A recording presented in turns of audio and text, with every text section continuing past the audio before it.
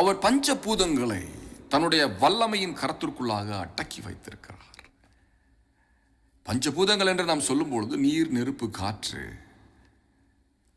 மண், வானம் என்ற சகல இயற்கையின் வல்லமையை தன்னுடைய கரத்திற்குள்ளாக அவர் வைத்திருந்தார். அப்படி அவர் வைத்திருந்ததினாலே கடலின் மேல் அவர் நடந்தார். ஹல்லேலூயா. கடலின் மேல் நடக்கிற வல்லமையை இயேசு கிறிஸ்துவானவர் உடையவராயிருந்தார். ஆகவே அதை நினைத்து அவரை நாம் துதிப்போமா?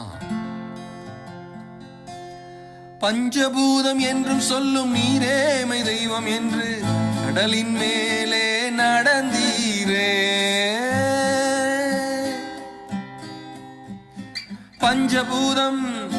பஞ்சபூதம் என்றும் சொல்லும் நீரேமை தெய்வம் என்று கடலின் மேலே நடந்தீரே. வானங்களை தாழ்த்தி இறங்கி நீரே, பாதங்களின் கீழ் காரிருள்ளே, பறவையின் மேலே பறந்து நீர் வந்தீரே. வேதத்திலே சுவாசம் உண்டே, அந்த சுவாசத்தினால் உயிர் வருமே.